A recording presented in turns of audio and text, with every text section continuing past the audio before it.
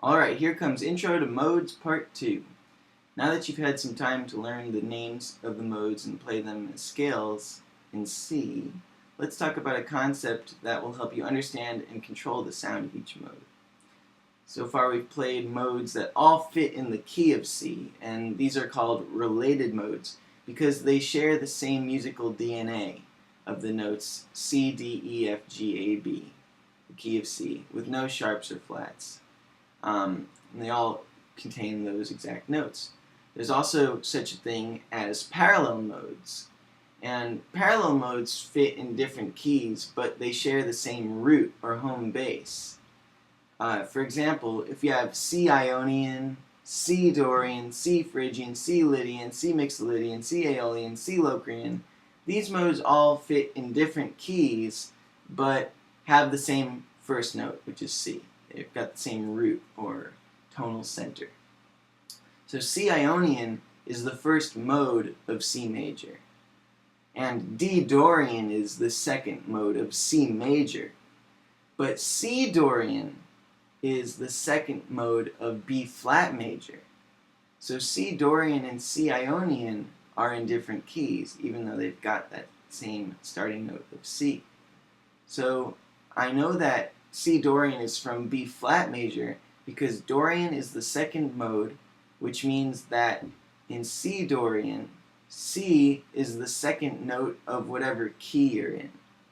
So just like D Dorian is the second mode in the key of C, and therefore D is the second note in the key of C. When we're in C Dorian, we're in the key of B flat, and C is the second note of the key of B flat. So you can count down one note from C down to B flat in a major scale, and then you get the key of B flat. So let's do this for all the parallel modes of C to help reinforce this concept and make it less confusing and less abstract. So C Ionian is from C major.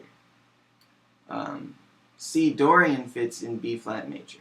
We already talked about that, but for Phrygian, we consider the fact that Phrygian is the third mode, so that means in C Phrygian, C must be the third note of the major key that you're in. So in which major key is C the third note? So you can count down like C is the third of a major scale and go down a whole step to B flat and then one more whole step to A flat. And you'll have your answer, A flat major.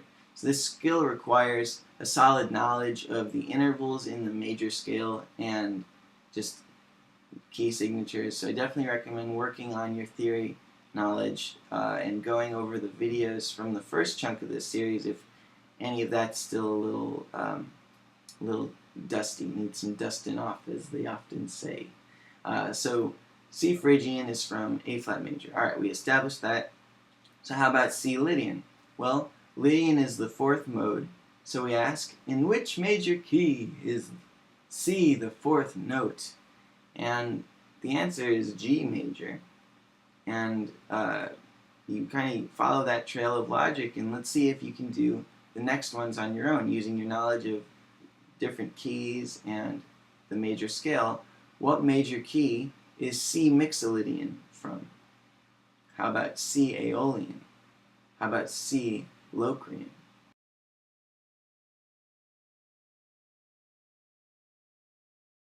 The correct answers are C Mixolydian is from F major, since Mixolydian is the fifth mode, which means that C is the fifth note of the key we're in, which is F major.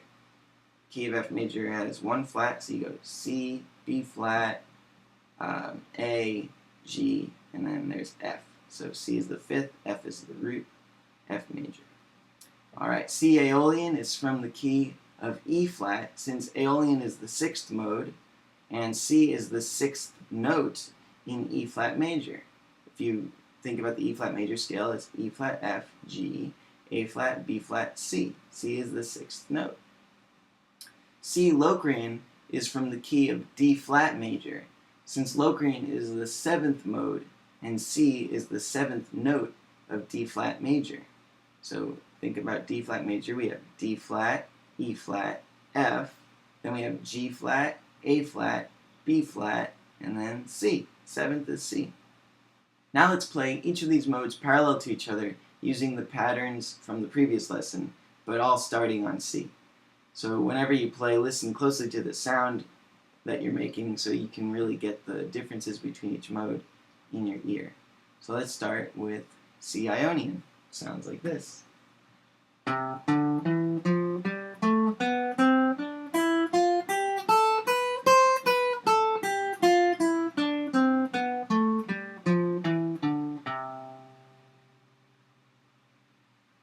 Now let's take a look and listen to C Dorian.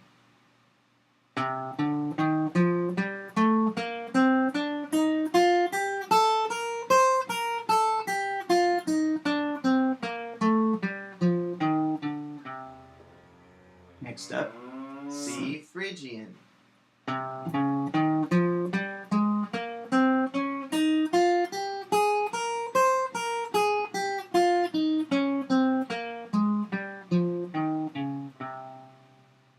Now for C Lydian.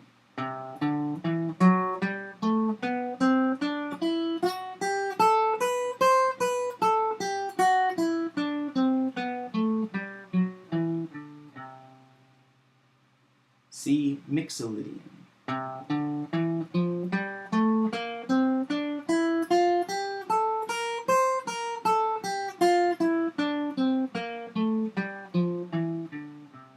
Notice how distinct these modes are sounding when we play them all from the same root. It's pretty cool. So let's check out C Aeolian.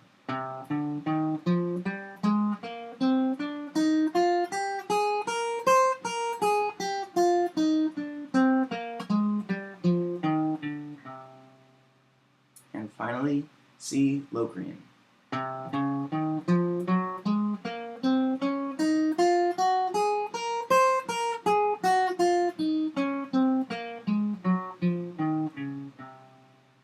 Playing the modes parallel to each other will help you really identify the difference and special sounds for each mode, and also it'll help you get those fingerings down. Ultimately, modes are much more than fingerings. As I said in the first lesson, they're moods, they're atmospheres, but knowing one way to play it is a great start, and just having fingerings together will really help you visualize the modes and start to gain some good control over them. And as this series continues, you'll get more and more things you can do with them. Alright, so this week, practice playing all the modes parallel to each other on C, like we just demonstrated there. But also, let's get out of C a little bit, and let's do the same thing on B, and we'll do the same thing on E flat. So for example, if we take this parallel modes concept that we were just playing, where we play all the different modes all on C, let's play it on B, so like B Ionian.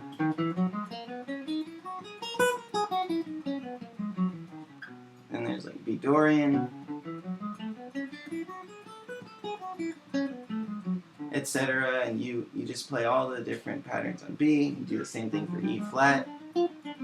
And so I did all that fast just because I just want to make the point that you take all those patterns, and you start them on B, you start them on E flat, but I don't want to waste your time by going through all of them when they're written out for you. Alright, so I attached all of the mode fingerings parallel to C, so you have that as a reference. So then you learn that, you move it to B, move it to E flat. You get the point. So here's a little quiz to help you get the concept stronger, and I'll give the answers in the third part of this lesson in a week or so when I make the next video.